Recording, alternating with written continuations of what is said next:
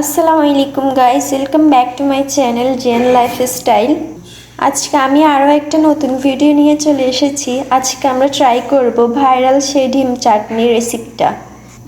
ডিম চাটনি রেসিপিটা বানানোর জন্য আমি এখানে 6টা ডিম নিয়ে নিয়েছি। এখন এগুলোকে সিদ্ধ হওয়ার জন্য চুলায় বসিয়ে দিব। ডিমগুলোকে চুলায় বসিয়ে নিয়েছি, এখন এগুলো সিদ্ধ হবে।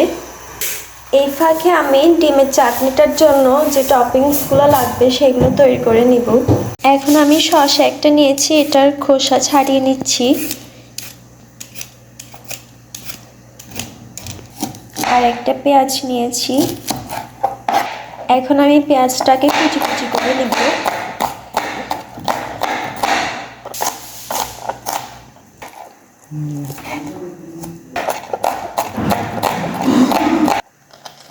পেঁয়াজ কুচি কুচি করা শেষ। এবার আমি শসাটাকে কুচি করে নেব।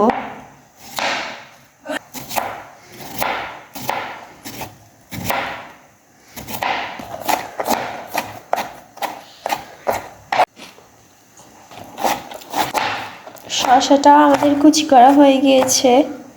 এবার আমি আসল কাজটা করব, সব কিছু মেখে নিব। এখন একটা বাটিতে আমি শুকনো মরিচ নিয়ে নিয়েছি। মরিচগুলোকে আমি লবণ দিয়ে গুঁড়ো করে নিচ্ছি।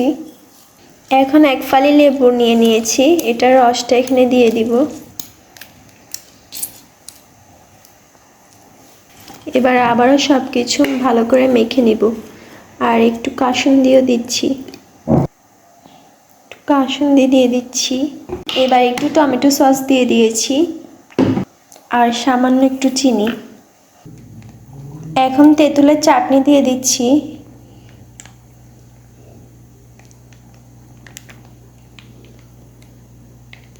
এবার এখানে শসা কুচি আর পেঁয়াজ কুচিগুলো দিয়ে সব কিছু মেখে নিব।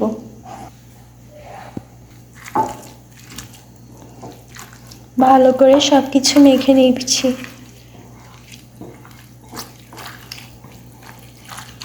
অনেক সুন্দর একটা স্মেল আসতেছে, দেখে মনে হচ্ছে অনেক মজা হবে।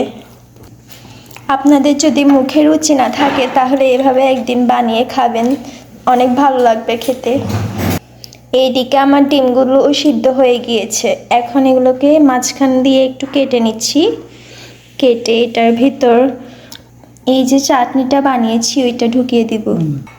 এইভাবে সবগুলো ডিম কেটে নিব ফার্স্টে। এখন চাটনিগুলো ঢুকিয়ে দিচ্ছি ডিমের ভিতরে।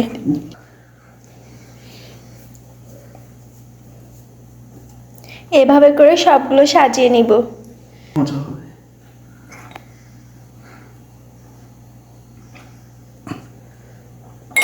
এইভাবে আমি সবগুলো সাজিয়ে নিয়েছি।